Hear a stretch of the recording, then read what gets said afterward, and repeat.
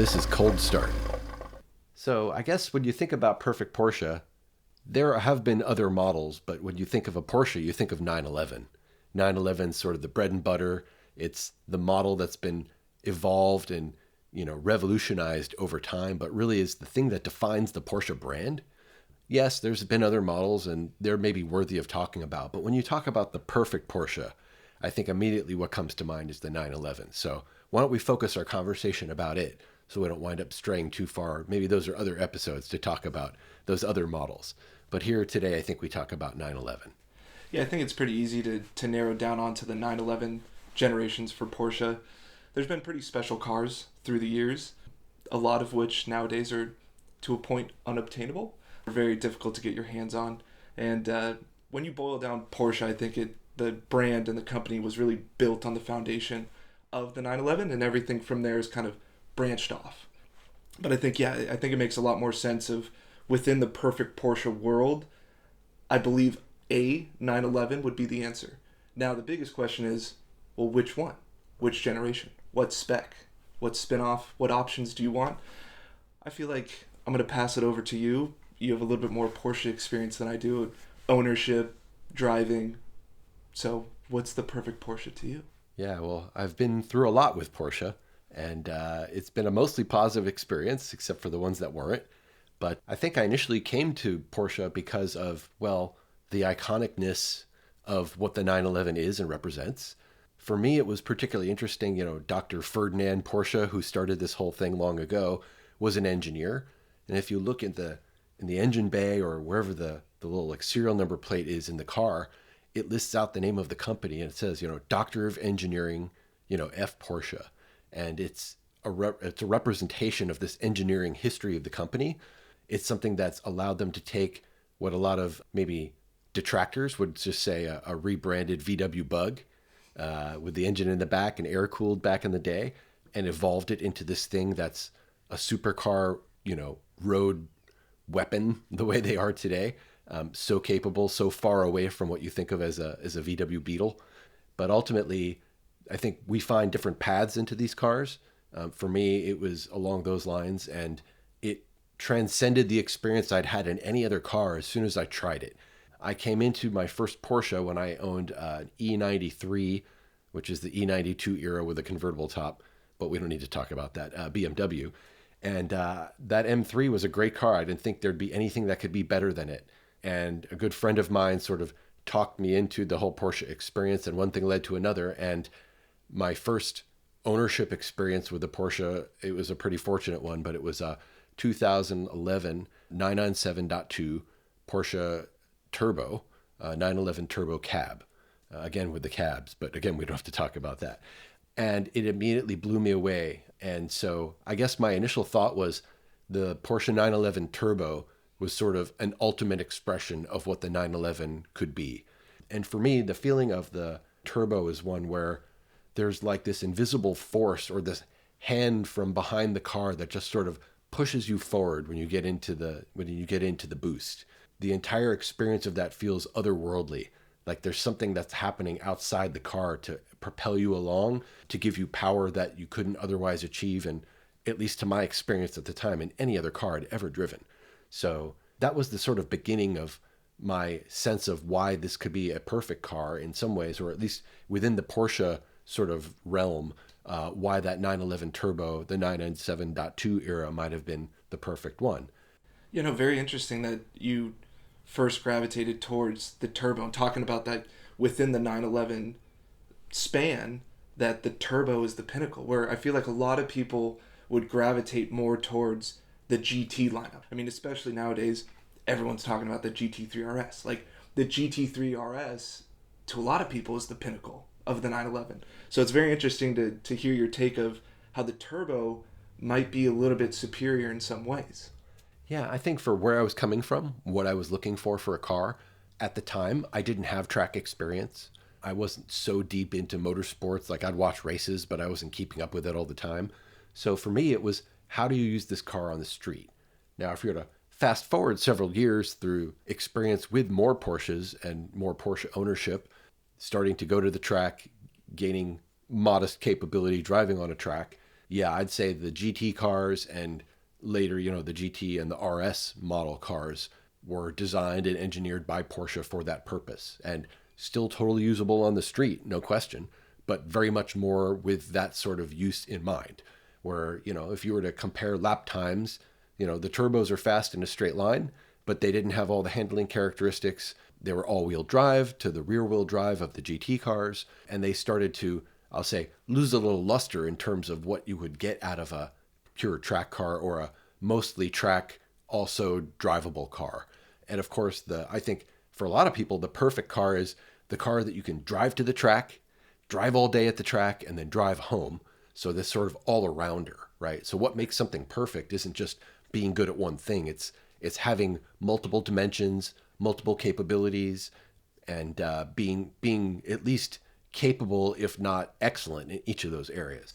We've talked about the turbos. Maybe the turbos are a little bit better than the GTs. The GTs bring something different to the table, right? Motorsports oriented, driver oriented, maybe a little bit more than the turbos do.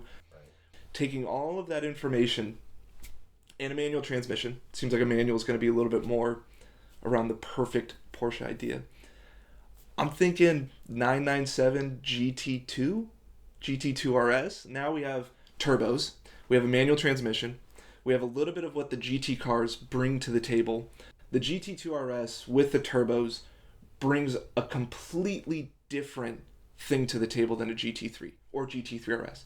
I feel like there's a share of DNA, but two different characteristics, like almost kind of like the distant cousin or the stepchild. Like they're related. The GT3 and the GT2 are related, but have a different vibe. So maybe a 997 GT2, GT2 RS. Is that what we're thinking? I don't know. It's a tough call because now we go back to there's these subdivisions, and I think anybody who geeks out on Porsches suddenly becomes this sort of, scorekeeper, right? You're like, well, in the manuals, there's this, but in the turbos, there's this. In the track cars, there's this other thing, right? And it starts to subdivide in this way because having driven the 997 GT2 and only briefly a 997.2 GT2 RS, they rev up so quickly. This is the thing. So all that power, 600 plus horsepower even back then, it makes it really hard to use as a street car the same way that you would in one of the more modern turbos, or even one of the older turbos, like a 993 turbo or something like that. My experience in the 997 GT2 is that the thing's a beast. And there are times when if you're rowing your own gears, you're just bouncing off the rev limiter because if you just lose focus even for a second, or you're just enjoying the sound of the engine or the experience of going fast, it's time to shift again. And generally, as we know, the turbos have a slightly lower red line than the non-turbo naturally aspirated cars. So there's a cross point, I think, at which we might even have to subdivide the perfect Porsche of with a manual or not, right? And I know that's sort of a cop-out because we want to talk about the one perfect one. But with a manual, you do sort of run out of room, right? It's like having a car that's not geared well for the power that it has. And you're in the wrong place of the rev range when you need to shift, and it doesn't reward you the same way as the car that's geared really well for the engine and the power it has, and to be able to shift at the right points to kind of keep a seamless transition going on, acceleration. So I'd say, as much as I've been talking up the turbo, the 997 era begins to make the turbos a little hard to use. That's not to say that they couldn't be used like the GT2. I think the 997 Turbo .1 or .2, that gets us a lot closer because that is a more usable amount of power. Now, granted, it's still upper 400 or lower 500 horsepower, which is ridiculous, we all have to admit. But there's a little bit more room, a little bit more time that you have to get that shift done. And then if you're going to say it's got to be a manual, well then what is it you get out of your manual? And it's not a quick shift necessarily. It's the perfect shift, right? We're talking about the perfect Porsche. So it's getting to that point of the rev range where you're like, now I've exceeded the power band, or I'm about to, and I'm going to pull that gear and get into the next one. And so to completely uncurl everything I just said, I might go back to 997 GT3s. Because if we're talking about a manual car, but that's naturally aspirated, that we can really wring out to get to the top of that rev range, I don't know anything that I've driven that has been so rewarding, that gives you so much for the input. Now, granted, you have to give it a lot of input. You really need to like be on it. You know, the you have no boost. So it's all the power that the engine has from zero to red line, but it's quite sufficient. Let's just say at that era, the amount of power that you have, right? Starting at the high 300s, low 400 horsepower. Then it's a matter of, okay, so you're getting near the red line. What does that feel like? How does it sound? And I know very few cars that I could identify so readily by just the sound of their exhaust note as the GT3 class of 911. They have this howl. I'd say it's like a, if you will, it's like a tenor singing, or it sounds almost like some kind of horn blowing, right? Where at the upper part of the range, it just has this resonance, this uniqueness to the sound. And I think that's something we've overlooked in the conversation so far, is what gives you the best driving experience in a car. How does it feel is a big part of that. How does it feel behind the wheel? How do your pedals, how your feet feel on the pedals? How does your hand feel on the shifter if that's what you're doing? But how does that sound? There's a lot of what we get out of a car and the feedback we get from a car. Heck, even to know when am I going to shift? You're not staring at the tachometer. You're listening to the engine. You're feeling the engine and the tension in the engine, that when you get up close to that point where you need to shift. A lot of that comes from sound. So I think if I was going to use that as an added dimension, the GT3s start to come to the fore. And of course, the GT3s were designed to be more track oriented cars, but weren't yet at the point where the RS cars kind of came in to be. We still have both of those, the division between those. And I think GT3s are intended to be track capable versus the RS cars, which I'll say are track oriented, right? So I'd say if we're looking for a sweet spot, the 911 GT3 platform from its beginnings in the 996 era until the modern era, I think might be that place. You have more than adequate power, whether you're low in the rev range or high. You have the ability to experience that acceleration for a little bit longer than you can in the turbos, right? Because the higher RPMs for the red line, because of the just the nature of the power delivery of a naturally aspirated engine. And then there's the ability up until, I guess, 991.2 or maybe the 992s have manual options for the GT3. I'm actually not current on it, but the ability to have that coupled to a manual transmission to me now starts to get me into that area where I'd say maybe that is the perfect Porsche. And in my experience, I have a 997.1 first gen of the 997s 2007 GT3 car, and it's been modified. But even as a base car, all those capabilities and characteristics, right? The ability to put down power, the feel of the car on the road, the handling characteristics of the car when you dive into a turn, what that feels like, how responsive the car is coming out of a turn, putting the power back down, getting high in the rev range. To your point, what gives you a lot of pleasure in a drive on the roads is pushing the car to near its max, and then the engagement of what it's like with that manual transmission. I think that ticks an awful lot of boxes. My background, I'm still in the BMW phase. You talked about you're into BMWs until you're not. Then you're into Porsches, right? But the GT2, I mean, driven the GT2. I've driven some GT3s and GT3 RSs as well. And stark difference between the two. I mean, the GT2, it just feels so much more mature and adult. You know, a GT3, this is a weird thing to say, but like a GT3 seems more flashy. Now the modern GT3 RS, which they haven't come out with the GT2 variant, has a massive wing, right? Right. The GT2 visually is not more extreme than the GT3 RS, Correct. right? And typically, whenever you see a GT3 RS, they're extremely loud. People Yes. put the exhaust on, sounds a little bit better. The GT2, a little bit more subtle. The turbos kind of bring that noise down. For the 991, if money no object, I would prefer the GT2 over a GT3. But also this brings up a discussion of, for me, what do I want out of a Porsche? Do I want a more track-focused vehicle? And for me, it's a no. And this is where I get a little cynical about Porsches and my take. But I've driven some on track. Namely, I've driven a 991.1 GT3 hard. Had plenty of laps with it, driving it to its limit. Interesting driving experience. Driving a lot of different cars, race cars on track, street cars on track. it wasn't my favorite experience. Oh, really? And it goes back to where that weight is, right? The Yeah. balance is different. It's over the rear axle. And the way that you need to drive a Porsche is different than other cars. Now, I would say that it's wrong, but if you talk to a Porsche guy, it's like, no, no, you just have to drive it like a Porsche, which at the end of the day, it's incorrectly. Managing that weight, the way that you have to dive into a corner and get the car to rotate and then back on power is not the same or the inverse of what you would do with a quote-unquote momentum car, right? Talking about a Miata or a well-balanced E36 BMW or something of that nature. Right. Front engine, rear drive, very well balanced. So it just takes a different mindset in it, not one that I was very favorable of.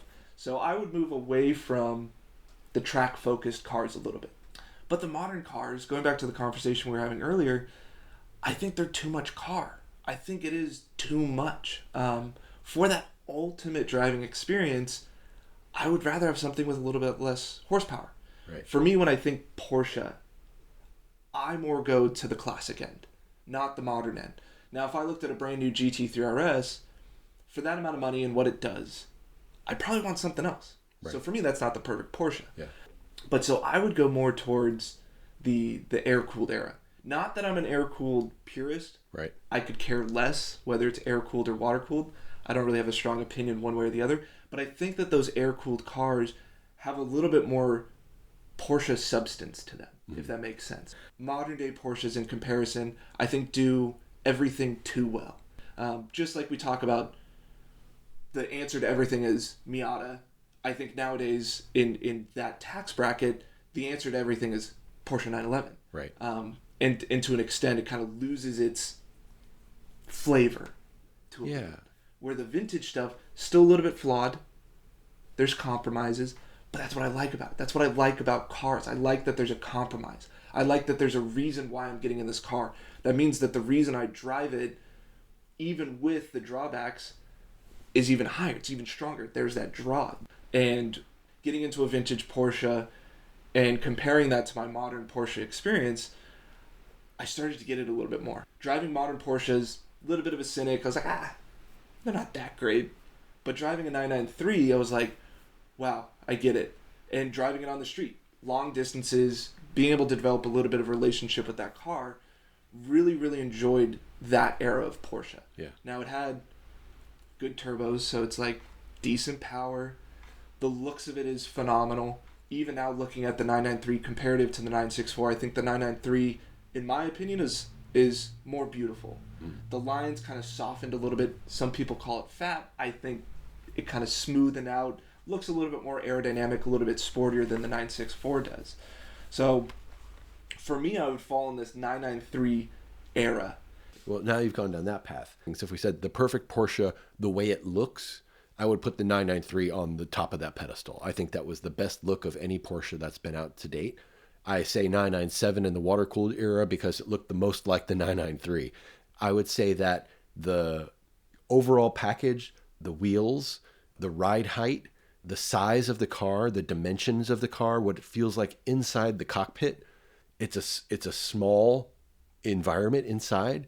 You can reach over and open the door for your passenger, right? You can see very well out of it. The glass, the greenhouse, if you will, in the car, it's amazing. There's no blind spots. You can see where you need to go and where you have been if you're interested in looking at that. I think the wheels that they developed for the 993 era cars started to get pretty interesting. Those were really special wheels to the point where a lot of us have gone to lengths to try to put wheels like that on our more modern cars. In terms of colors, I'm a little boring. I like a black car, and I continue to buy black cars despite their challenges, but there's something to be said for those cars in other colors. It might be, for me, Guards Red might be close to the top. I've had bad experiences when I was much younger in a red car because police find them very quickly, or identify them very quickly. But I think in terms of what would make perfection in a car that you'd look at, that red, it wasn't very like orangey, tomatoey red. It wasn't overly saturated like some of the newer red cars that are really a deep, almost purpley red. There's something about it that's just so pure. It's like the crayon box should have a colored crayon that says, Guards Red on it. It's just right. And the way it looks with black trim, I think is just about right. And the potential for modification and some of the details on those cars that people modify give you a lot of flexibility as well. One of the things I really like about that era of cars, and sounds like kind of a weird thing, is they had these rain gutters on them, right? Along the roof, along the side of the doors, there's this little lip that sticks up. And for a little while, it was like this really fashionable thing to have shaved rain gutters, to have them taken off your car because people thought it sort of interfered with the round, sort of like smooth lines of the car. But having tried to live with one of these cars, and if you actually want to drive it in the rain, and to me, the perfect Porsche, you're not afraid to take out in the rain. You drive it whenever you drive. It's a livability thing. It was a design and an engineering and a design that made sense. It was very maybe German in its way of thinking, right? Like what would be the most efficient and precise way to put this capability in a car without making it look ugly, right? Without taking away from this overall package that we've worked so hard to evolve over all the years to make such a beautiful thing. And I think the 993, approaches sculpture level of the beauty of the body and the lines on it. Those rain gutters, as funny as it sounds, are a super useful thing, and they're subtle. If you don't even know what I'm talking about, that's the whole point.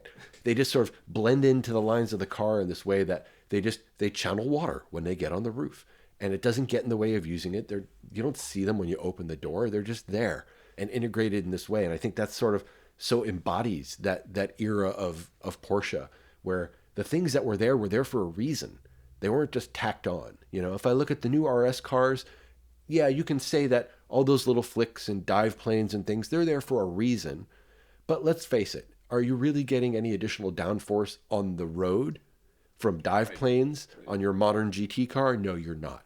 If you're driving on the ring, if you're driving them 160 miles an hour down the straight and you're going to go into a turn, sure, that extra couple 100 pounds of downforce is going to go a long way.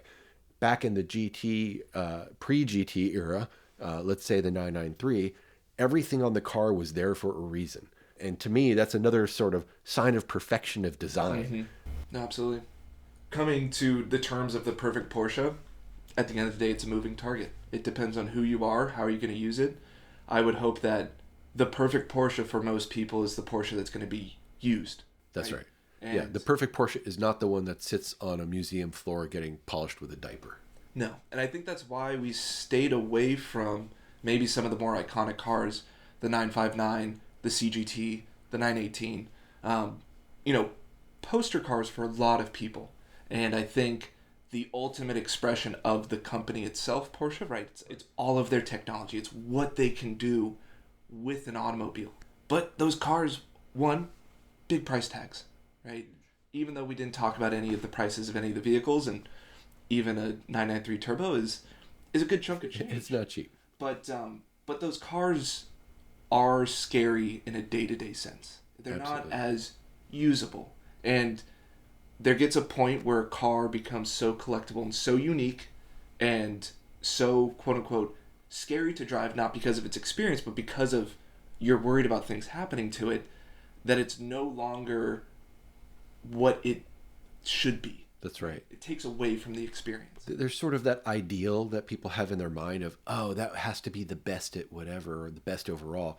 Everything has a trade-off, and I think ultimately you have to consider, it's like they'll say the area under the curve. That's what we're looking at, is the usability of a car, the reward that it gives you, the potential that it has to do what you want it to do, or to extend it to do what you think you could potentially do. Sure, there's always that, top of the curve, the areas at the extremes, right? The sides of that distribution, where those are unusual things, but there's other trade-offs to be made for those. Usability, the repercussions of if something goes wrong, right? You can take any modern era, 911 to your local, German auto shop or exotic shop, or even just, racing oriented shop. They'll look at that thing and say, oh yeah, we know what that is. Most garages, and they're serviceable. Even the air-cooled era cars are maybe even more that way. There's more businesses that started up and are catering to that era of cars because you can work on them. The parts are interchangeable. I think around resto mods too, the ability to take a 964 and put some 993 brakes on it, that's cool. That's they were built in such a way that was intelligent and, with a mindset toward that, that evolution of the platform, that you can move things around and swap them across platforms. That makes greater potential for the car. And I think ultimately, if we're talking about what makes something perfect, it's not just that one dimensionality. It's having these things all around.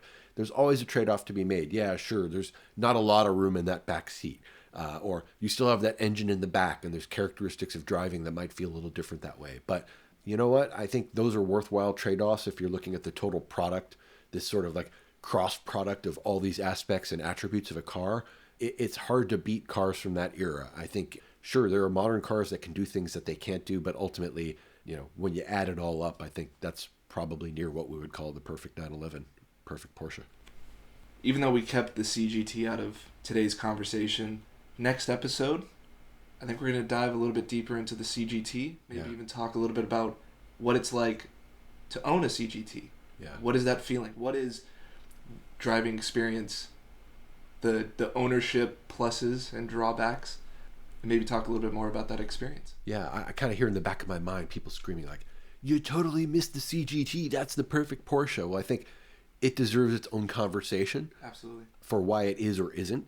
So let's save it for that. You should expect that to be coming to one of these later episodes.